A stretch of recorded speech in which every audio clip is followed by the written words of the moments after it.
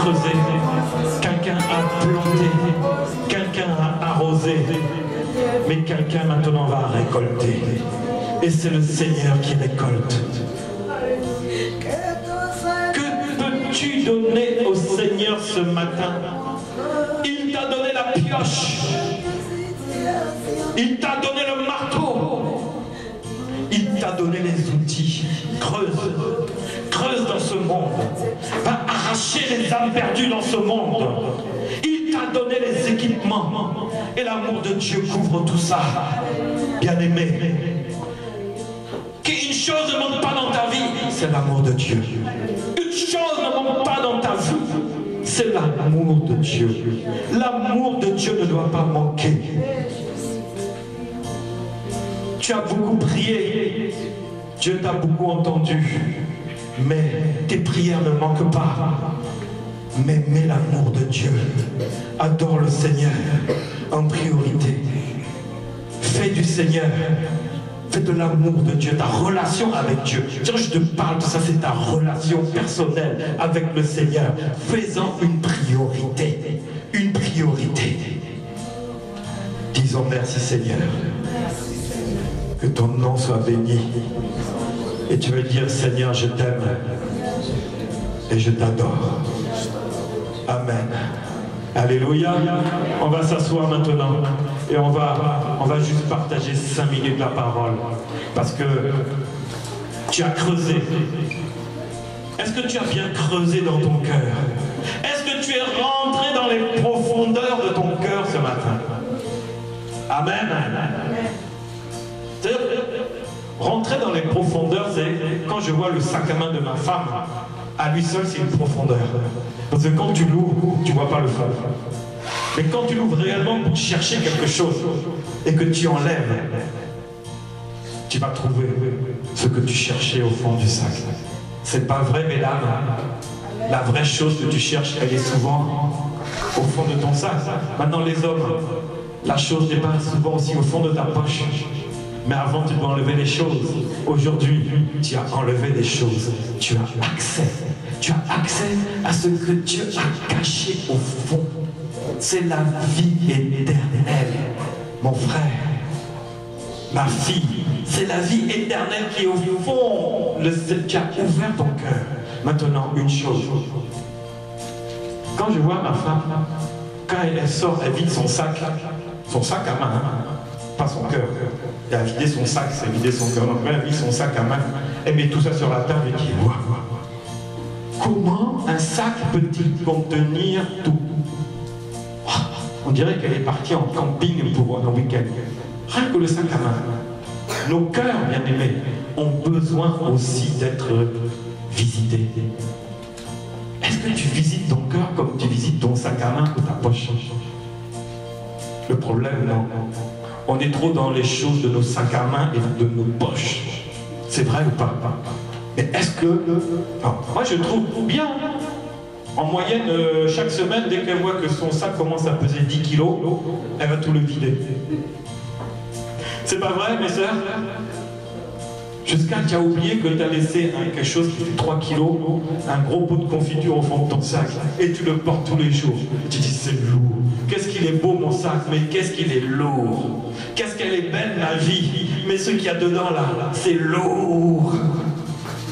C'est lourd. Oui, mais le Seigneur te dit, fouille au fond de ta vie, enlève. Enlève.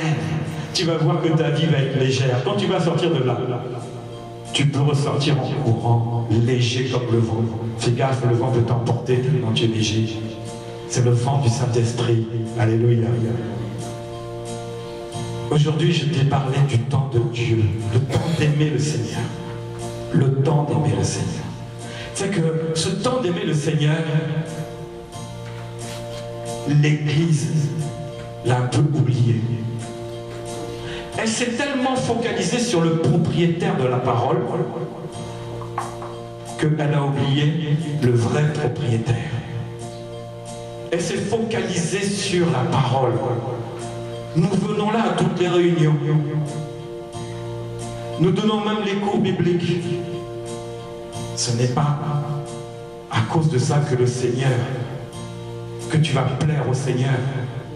si tu viens de manière religieuse, tu ne vas pas plaire au Seigneur comme ça. Je suis le premier à venir à l'heure. Oui, mais je suis aussi le premier à partir à l'heure. Il n'y a pas un problème. Si on dit que le jour du Seigneur est un jour consacré à lui, c'est vrai, il en fallait un. Il était donné le dimanche, d'autres disent que c'est le vendredi ou le samedi. Peu importe, au moins que tu donnes un jour à Dieu. C'est ça qui est important. Le reste là, c'est des discussions stériles qui vont t'amener à douter. Oh, même le dimanche, il est dit que c'est pas le dimanche. C'est pas grave. Prends un jour pour l'adorer en esprit, en vérité. C'est ça qui compte. On veut t'écarter de la vraie adoration que tu dois donner à Dieu. Mais dès que 13h arrive, tu commences à regarder l'heure. Même l'organisation dit l'heure, c'est l'heure. Amen. Le programme dit à quelle heure? Ça commence à quelle heure? 10h. Vous savez, ça commence à quelle heure? 10h. Vous savez à quelle heure c'est ouvert? 9h30. Et vous savez à quelle heure ça finit? Si, sur le programme. C'est écrit même sur les prospectus. À 13h. Mais si on dit 13h30, les gens ne vont pas commencer un peu à tourner sur eux. C'est vrai ou pas? 14h arrive. À dire non, on a dépassé. Tu as dépassé quoi? Tu as dépassé quoi? Tu as laissé le Seigneur. Tu as dépassé le temps de Dieu. Tu as laissé l'amour de Dieu. On est trop dans les mentalités du monde. Même dans l'église, le monde a réussi à mettre son programme. Vrai ou pas? Charnel, charnel, charnel, religieux. C'est-à-dire que comment veux-tu que la gloire de Dieu descende si dans ton programme? Nous avons vraiment la chance d'avoir des anges qui viennent nous visiter, et là maintenant le temps de Dieu n'est plus là. Mais même arrivé 14h, pourquoi bloquer? On n'a pas dit que le dimanche appartient à celui qui dort? Vrai ou pas? Non. Le temps, à partir de dimanche, il appartient à qui alors? S'il n'appartient pas à celui qui dort, il appartient à qui? Il appartient à Dieu. Même dans le dimanche qui lui appartient, tu le bloques. Même dans ce dimanche, nous sommes une église religieuse. Est-ce que tu veux détruire les choses religieuses aujourd'hui? Vrai ou pas? Tu veux détruire? Là où il y a l'Esprit de Dieu, il y a quoi? Est-ce qu'il y a l'heure? Est-ce que l'heure est une liberté? Non, non, non. L'heure n'est pas une liberté. Alors pourquoi là où il y a l'Esprit de Dieu, il y a l'heure? Est-ce qu'il n'y a pas de contradiction? Est-ce que vous ne voyez pas qu'il y a contradiction dans notre relation intime avec le Seigneur? C'est parce que nous ne sommes pas des vrais adorateurs. Voilà le problème. Nous prions, nous louons, nous adorons, nous écoutons la parole et nous nous saluons et on dit « Ah, mon frère, je t'aime ». Mais dedans, tu n'as même pas aimé Dieu.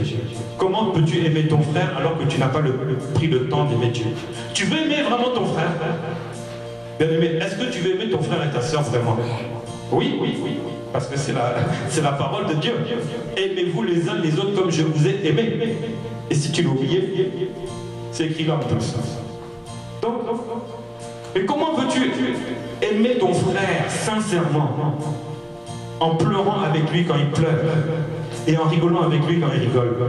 Parce que quand il commence à pleurer, ah, mon frère, ma soeur, ah, j'ai oublié, hein, j'ai un truc sur le feu là, faut que je rentre à la maison. Tu peux pas pleurer avec lui.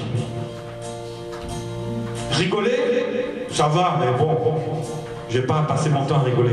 C'est parce que on a laissé la parole comme ça, sans le propriétaire de la parole. On doit, bien aimé, chercher le propriétaire de la parole. Quand je dis ça, je vois les condamnations sur les visages. je vois les condamnations sur les visages quand je dis ça. Qui c'est qui pardonne? Qui pardonne? On a vu ça mardi au cours. Qui pardonne? Allez-y, dites, on parle aujourd'hui. N'ayez pas peur. Qui pardonne? Dieu. Et qui encore? Allez-y. Oui. Voilà, exactement. Nous aussi. Dieu pardonne et moi je pardonne. Parce que s'il n'y a que Dieu qui pardonne, non. Parce que quand, bien aimé, je te vois, c'est pas toi que je vois, c'est Jésus-Christ qui est en toi que je vois. Tu vois un peu? Et Jésus-Christ en toi que je vois dit, tu es candidat au pardon. Tu es candidat à pardonner. Si que je te vois, Paul a dit, Paul était un religieux pas possible. Vous savez ça? Il connaissait toute la parole de la Torah, l'Ancien Testament. Il est né de l'homme, formé par Gamaliel, un grand professeur de théologie, les plus grands. Paul est sorti de ça. Il est sorti de ça. Mais pour aimer Dieu, ça a été tout un problème.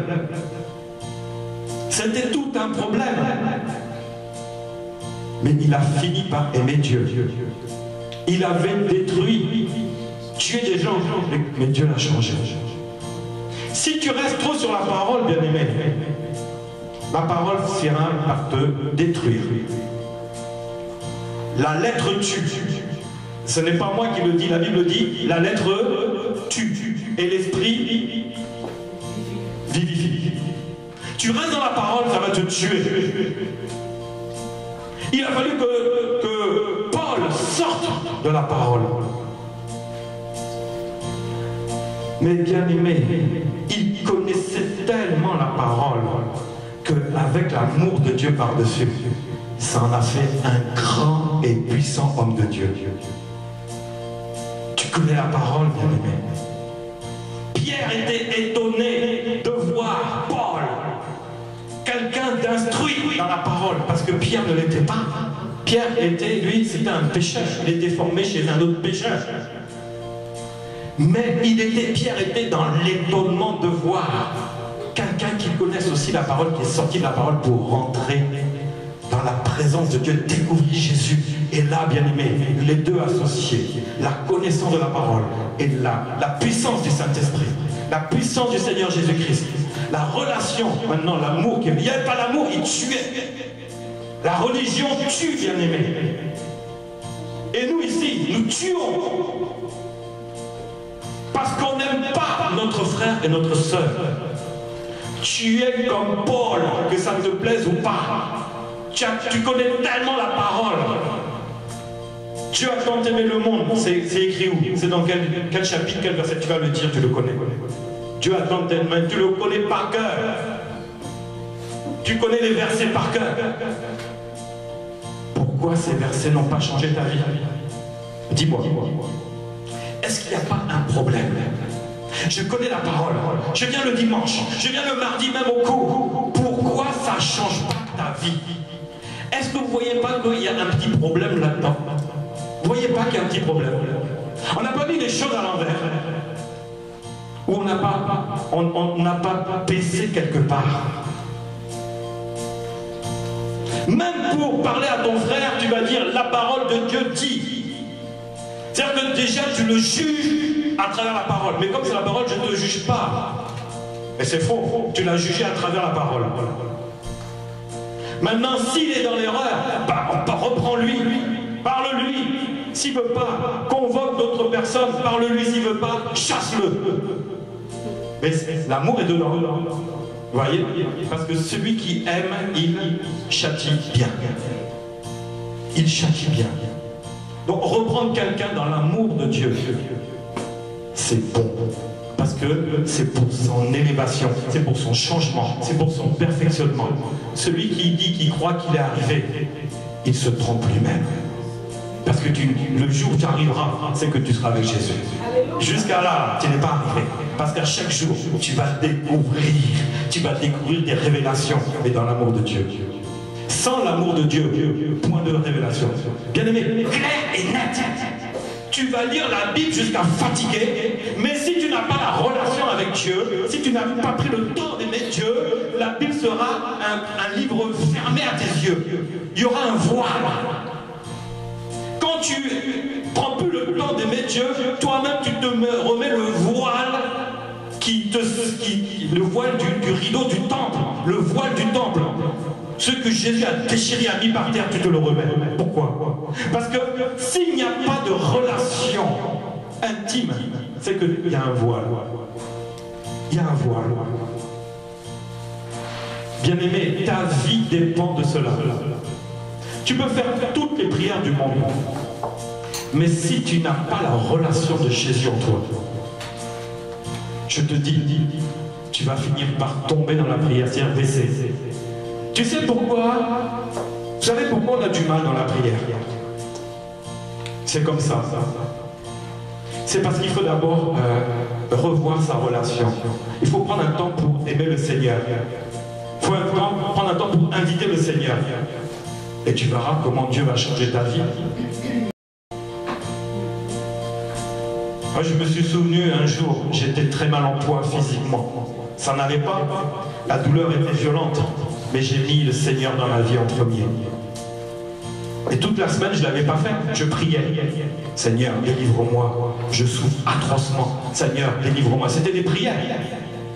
Prières de requête, prières de supplication, prières d'imploration. Tout ce que tu veux, tout ce que je voulais, j'implorais Dieu. Rien ne se faisait.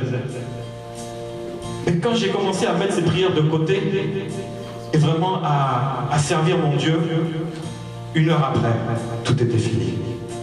Le temps de Dieu dépend du temps que tu prends pour aimer Dieu. Le temps de Dieu dans ta vie, bien aimé, dépend du temps que toi tu vas lui donner à l'aimer. Je ne peux pas te donner autre chose de plus simple. Pourquoi? Parce que Dieu est tellement puissant qu'il nous donne des choses simples.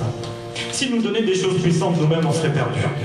La chose simple, aime Dieu de tout ton cœur, ta force, tes pensées, c'est pas vrai? Mais d'abord, de tout ton temps. Le temps, quel temps tu donnes? Regarde la semaine qui s'est passée, que chacun s'examine. J'ai passé quel temps dans la prière? Et j'ai passé quel temps à l'adorer? Dis-moi, regarde, quel temps j'ai passé pour l'adorer? Et quel temps j'ai passé pour la prière? Si toi tu es couple, tu as pris plus de temps à aimer ton mari ou ta femme que Jésus. C'est la vérité. Si tu as des enfants, tu as pris plus de temps à les aimer que Jésus. Bien aimé, le Seigneur veut que tu lui donnes ton temps. Que tu aimes ta femme, ton mari, tes enfants, tes parents, ta famille, tes amis, tes frères, tes sœurs, c'est bien. Mais prends le temps d'aimer Dieu d'abord. Prends le temps d'aimer Dieu d'abord. C'est ça les vrais adorateurs. On dit oui, Dieu cherche des vrais adorateurs qui l'adoreront en esprit et en vérité. Mais le problème c'est quoi? C'est quoi un vrai adorateur? C'est celui qui adore Dieu sincèrement dans le cœur, vrai?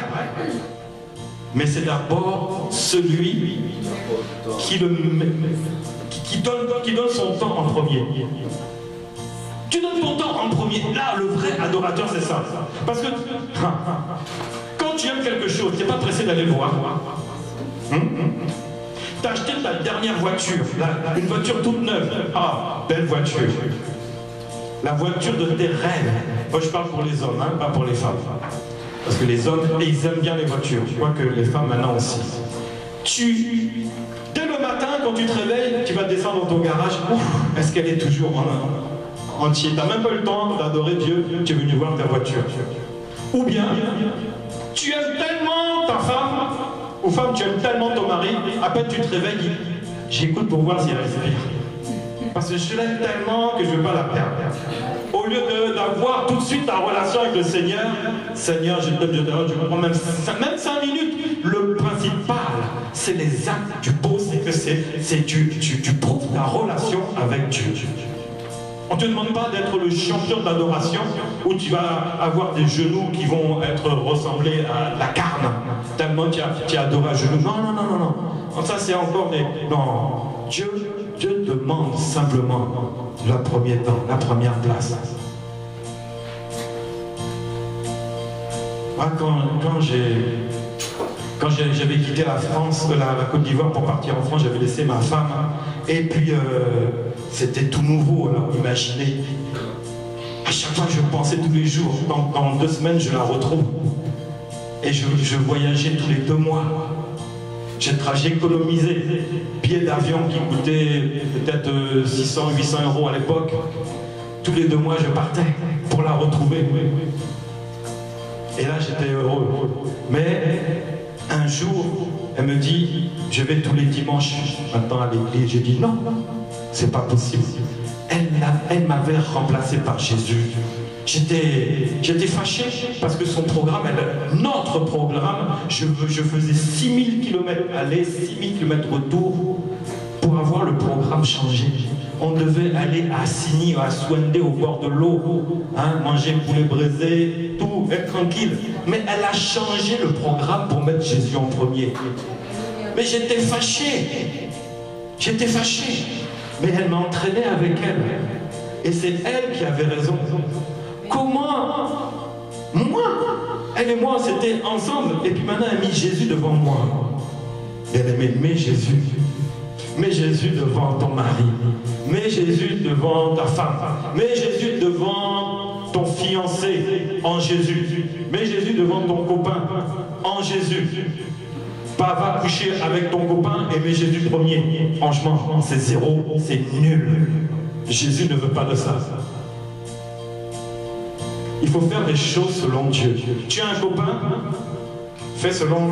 Si tu aimes Dieu, Dieu va te dire, laisse ton copain de côté, fiance-le, marie-le tout de suite, et après, vous êtes ensemble.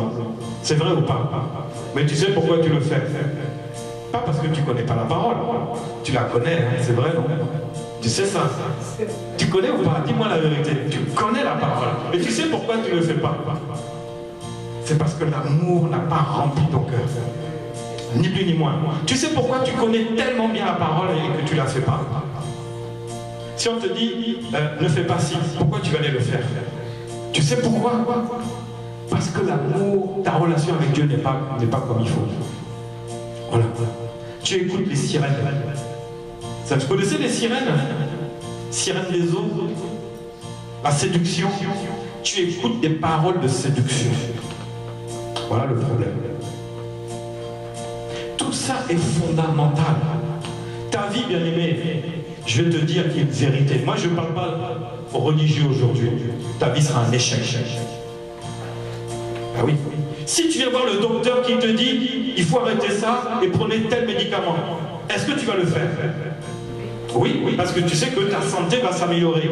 Mais pourquoi, avec Dieu, Dieu te dit arrête ça et fais ça. Et toi tu dis non, je continue.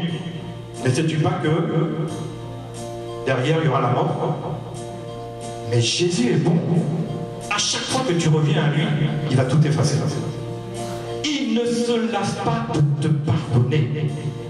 Mais c'est à toi seul que tu fais du mal. À ton corps que tu fais du mal. À ta vie spirituelle, à tes bénédictions, à la grâce et aux faveurs que Dieu a mis dans ta vie. Bien-aimé, mets ta vie en règle de ton cœur au cœur de ton Père éternel. C'est tout ce que j'ai à te dire ce matin. Le reste là, c'est ça qui va développer. Mais mets d'abord cœur à cœur avec ton Père, cœur à cœur avec Jésus. Tu vas voir, toi-même les gens vont plus te reconnaître. La Bible dit, tu avanceras de gloire en gloire. D'amour, parce que c'est quoi? C'est l'amour qui surmonte tout. L'amour de Dieu supporte tout ce que nous faisons. Nous aussi, pratiquons cela. Amen. Je veux que cette église soit une église amoureuse. Pourquoi? Parce que toi, tu es amoureux de Jésus. C'est vrai ou pas? Est-ce que tu es amoureux de Jésus? C'est vrai? Si c'est vrai, lève la main. Si c'est pas vrai, tu passes à la délivrance. Tout le monde lève la main. Mais c'est la vérité. Tu es amoureux de Jésus. Cette église, bien-aimée, doit être basée sur l'amour de Christ. Alléluia. J'avais le message, mais je ne vais pas le dire. Vous savez pourquoi? Parce que vous n'êtes pas prêts. Parce que si on démarre à 1h, on va finir à 15h. L'amour n'a pas encore travaillé. C'est la vérité. À chaque réunion, on va travailler notre amour envers Dieu. Bien-aimé, j'ai rien d'autre à te dire. On va rester dedans jusqu'à ce que ça se voit sur chacune de nos têtes et qu'on voit dire, le Seigneur m'a donné ça. Le Seigneur m'a béni. J'avais pas de logement. Je ne sais pas comment ça s'est passé. Dieu a envoyé un logement. J'avais pas de travail. Je ne sais pas comment ça s'est passé. Dieu a envoyé un travail. Alléluia. Prenons plus de temps dans notre relation intime avec le Seigneur. Et après, mettons les prières. Je crois que l'Église a fait tout à l'envers. Quand il y a des erreurs, est-ce qu'il ne faut pas les dire? Si tu commençais à partir dans un mauvais chemin, à un moment tu t'arrêtes, tu dis je me suis trompé de route. Qu'est-ce que tu fais? C'est pas grave, je vais continuer. Ouais, mais tu es tellement fâché. Tu vois, le chemin, la route fait 100 km. Tu as fait 90 km. Et puis tu dis, cette route-là, je ne la reconnais pas. Moi, ça m'est arrivé. Je dis, mais qu'est-ce que j'ai fait? Non, j'ai 90 km à faire en arrière. Mais tu n'as pas le choix. Tu dois le faire. On peut se tromper de route. L'église, bien aimée, se trompe de route. Est-ce que tu es d'accord? L'église se trompe de chemin. L'église actuelle se trompe de chemin. Professionnel de la parole. Mais pas professionnel de l'amour de mon frère ou de ma soeur. C'est vrai ou pas? Ton frère est dans le besoin, ta soeur est dans le besoin. Et tu fais quoi? Je l'aime. Mais regarde ton cœur. Il y a le service minimum dans le cœur. Il y a juste de quoi aimer ta femme. Mais ton frère et ta soeur, là, il n'y a pas. C'est pas rempli assez. Tu dois remplir ton cœur. C'est-à-dire que ce matin, tu vois, le sac qui est là, ton sac qui est là, tu l'as vidé. Tu ne sais pas ce qui s'est passé, mais tu as ouvert ton sac, tu as ouvert ton cœur et tu l'as vidé. Maintenant, ton cœur, il est... Oui, mais comme tu as adoré, qu'est-ce qui s'est passé? Ton cœur, il s'est rempli. Mais vous savez que l'amour, je vais te dire, l'amour de Dieu n'est pas pour être gardé. Il est fait pour quoi? Dieu a tant aimé le monde qu'il a donné. Donc l'amour qui rentre dans ton cœur, bien aimé, ça se renouvelle chaque jour. Pourquoi? Parce que Jésus est en toi. Jésus a donné, c'est vrai? Il a donné sa vie. Toi, tu dois donner maintenant l'amour. Et comment donner l'amour? Est-ce que ça s'achète? Vous connaissez l'histoire des 10 vierges? Je ne vais pas prêcher, on va arrêter là. Mais il y en avait 5, ça avait baissé. Ça avait baissé. L'huile, c'est quoi? C'est la présence du Saint-Esprit qui est l'amour. Les fruits de l'Esprit, c'est quoi? L'an premier, c'est... Vous connaissez les versets? Dites-les. C'est l'amour. Après, la joie. Et le troisième, la paix. Vous les connaissez, vous êtes timide. Hein? Quand quelqu'un est amoureux, il est timide. C'est un bon signe. Alléluia. Vous êtes remplis de timide ici. Oh, l'amour rentre. L'amour de Dieu rentre. Je préfère que vous soyez timide, dire 2 mots à la place de 1000 et ne pas être timide et puis ne pas avoir peu d'amour. Je préfère que vous soyez remplis de timidité et remplis d'amour. Mais après, on va traiter la timidité qui va partir aussi, il n'y aura plus que l'amour. On avance étape par étape. Alléluia. Donc, bien aimé, moi je veux que cette église soit remplie, avant de remplir les chaises, que cette église marche dans l'amour de Dieu. Parce que à quoi ça sert? Tu veux remplir des chaises qui est remplie un jour, tu ne sais pas qu'elles vont partir. S'il n'y a pas l'amour de Dieu, tu ne sais pas que ça va partir. Mais pourquoi il y en a qui arrivent et qui partent? T'es-tu posé la question? Pourquoi? S'ils sentaient l'amour de Dieu, qui remplit pas les chaises, mais remplit l'atmosphère, remplit tout l'espace, que l'atmosphère de Dieu, c'est l'amour entre toi et Dieu, entre vous tous et Dieu. Et la personne, qu'est-ce qu'elle va faire? Dites-moi, elle va repartir? Elle va rester. Alors tu sais pourquoi maintenant?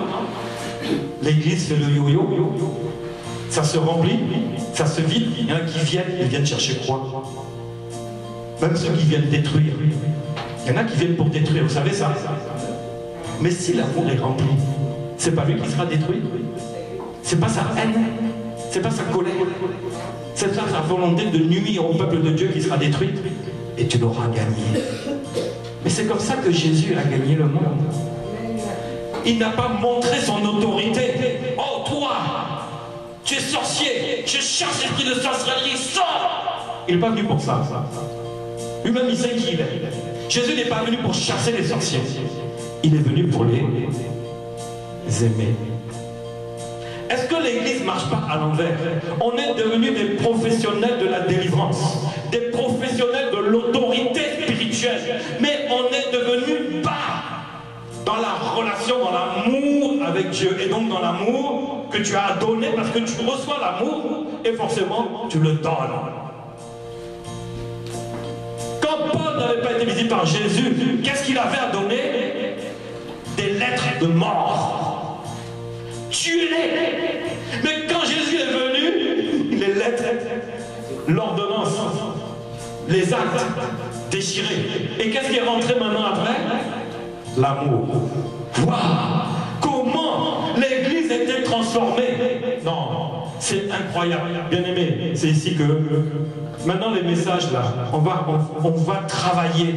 On va travailler à notre relation intime avec le Seigneur. Est-ce que tu veux voir cela?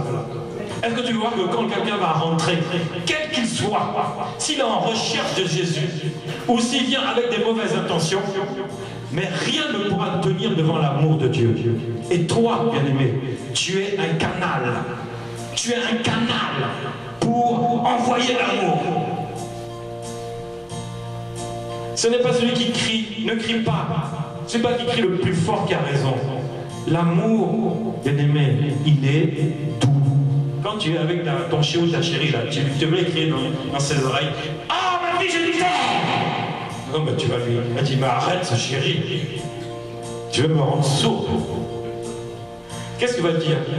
Ah, ma chérie, oh mon chéri, oh, qu'est-ce que je t'aime. Et puis tu vas lui faire un câlin. Vous voyez? Dans l'adoration, ne criez pas. Vous n'impressionnez personne. Tu crois que...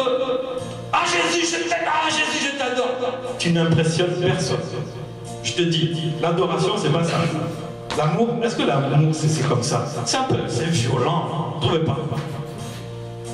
Est-ce que notre adoration, elle doit être douce? C'est vrai ou pas? Quand tu retrouves ton chéri que tu n'as pas vu depuis 2 semaines. Ah, chéri! Elle est folle celle-là. Mais tu ne m'as pas vu depuis 2 semaines, là je sais que tu en manques de ma présence, mais là franchement là, calme-toi. Calme-toi. Je t'aime, mais on dirait une folle. Ah, je suis folle d'amour. Non, ça ne marche pas. Déjà dans ton couple, ça ne marche pas. Avec Jésus, ça ne marche pas. Amen. Ne fais pas compliqué. Parce que tu es un professionnel de la parole. Jésus, je t'aime. Mais c'est écrit où ça? C'est écrit où? Ou bien, Jésus, je t'aime. Ah, Jésus, je t'aime. Ah, Jésus, je t'aime.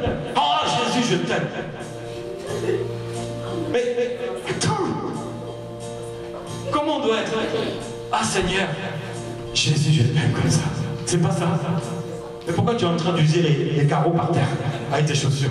Quand il dit, Seigneur, Jésus, je t'adore. Oh, Jésus. Mais on en a marre de t'entendre. Ça fatigue. Tu veux prouver quoi? Tu veux couvrir tes péchés? Parce que derrière là, on sait qui tu es. Et devant là, tu tapes comme une malade. On te connaît. Non. L'amour, c'est doux.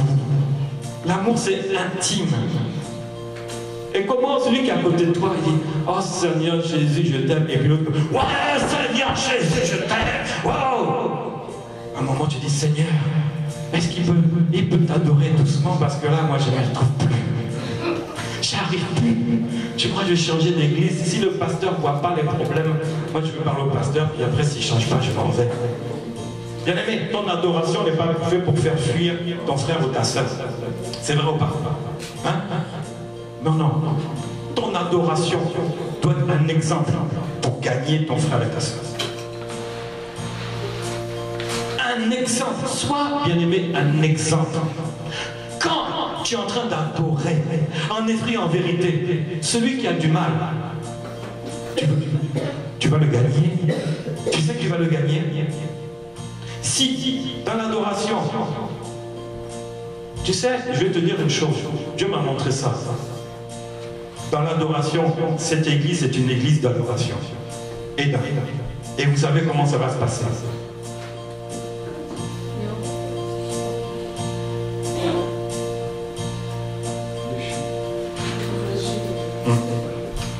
C'est ça. Bien aimé, prends l'habitude. Amène un coussin. Parce que l'adoration, ce n'est pas j'ai vu, je t'adore. Ça, c'est du cinéma. Aussi, peut-être tu n'as pas encore compris. Peut-être c'est pas du cinéma, c'est de l'ignorance. Soit c'est l'un, soit c'est l'autre. Soit tu ne savais pas, ou soit tu le fais. Tu veux te faire remarquer. Non. L'église, elle sera. Ce que j'ai vu, hein, je vous dis ce que j'ai vu. L'église sera à genoux dans l'adoration. Mais ça va venir. Vous croyez à cela? Parce que Dieu est le bon berger, mais j'ai une bonne nouvelle, il est le médecin. Il est le bon médecin. Donc il va nous traiter. Vous savez, quand il y a une maladie, tu prends un traitement, tu vas voir la maladie, elle est en rémission, comme on dit. Elle diminue petit à petit et la guérison est là. Le cœur, Dieu le traite comme ça, parce que c'est pas en un coup qu'on peut traiter le cœur. Dieu va te visiter et toi tu seras en relation avec Dieu à chaque fois. Tu vas voir, tes pensées ne seront plus tes pensées. Je te le dis. Tes doutes vont laisser la place à l'assurance. La Bible dit qu'il y a une grande assurance qui est attachée à toi. Tu vois, les paroles, les critiques, tout ça, tu vas voir. Le Seigneur va traiter ton cœur. Même si c'est pas facile à la maison, parce que tout dépend des conditions dans lesquelles tu vis. Ça, je te le dis bien aimé. Les conditions dans lesquelles tu vis, tu habites, aussi vont conditionner ta vie. Tu sais ça? Est-ce que tu sais ça? Si tu prépares bien ta vie, eh bien ta relation avec Dieu sera bien. Oui, oui. Tout dépend là où tu es a une grande importance. Si tu vis au milieu des gens qui vivent dans l'impudicité et compagnie, tu crois que ta vie, ta relation, l'amour de Dieu avec toi, ça sera facile? Dis-moi, vrai ou pas? Il y en connaît même qui vont s'enfermer dans les toilettes pour avoir une intimité. Les toilettes. Là où tu vis, bien aimé, c'est très important. Regarde où tu vis. Regarde comment ça se passe. Prépare. Frère. Toi, Marie, tu sais que ce soir-là, avec ta femme, c'est ce soir. Mais tu ne vas pas préparer la journée avant. Je vais l'acheter une fleur. Je vais mettre un bel habit. Je vais me laver aujourd'hui. Je vais, voilà, bien me parfumer. Je vais aller trouver un bon restaurant. Je vais mettre après des pétales de rose sur le lit. Est-ce que là, tout n'est pas conditionné pour que les deux s'aiment? Vrai ou pas? Non, mais là, on est dans le charnel. Hein? On n'est pas dans le spirituel. Non, non, non. Mais charnellement, est-ce que c'est pas comme ça que ça se passe? Ou bien vous allez vous retrouver dans une cabine d'ascenseur? Non, c'est pas ça. Ce qu'il y a, c'est de bien préparer l'endroit. Bien aimé, ton intimité avec Dieu doit être bien préparée. Tu ne peux pas adorer Dieu dans une maison de bazar. c'est dégueulasse par terre. Nettoie ta maison d'abord. Nettoie ta maison, après, tu fléchis genoux, quand tu te lèves, tu sais que tes genoux sont propres. Parce qu'ils ont c'est tellement crasseux par terre, quand tu as levé, le pantalon là, il part au lavage. Et toi-même, tu te dis, mais ah Seigneur, je fléchis genoux, mais mon pantalon là, ça va être sale. Regarde comme ma maison est sale. C'est pas vrai, mademoiselle? Pourquoi tu rigoles? C'est sale, hein? J'espère que c'est pas toi qui salis, hein? Non, bien aimé, il y a toutes ces choses-là qui font. Donc, année 2014, on a dit quoi? Année de quoi? Je rajoute de l'amour. Quand on part dans un chemin, comme je dis, si on s'est trompé de chemin, il faut savoir reconnaître ses erreurs. C'est vrai ou pas? Parce que je ne peux pas envoyer un peuple dans un chemin que de prière sans qu'il arrive. Donc, je vous demande pardon de janvier jusqu'à maintenant, mais à partir d'aujourd'hui, amener à l'intimité avec Dieu, avec ton frère, l'amour que tu vas maintenant recevoir, que tu vas faire déborder, et la prière. J'ai rectifié. Vous êtes d'accord? Acclamons le Seigneur alors. Tiens que tu as validé. Voilà, on va se tenir debout.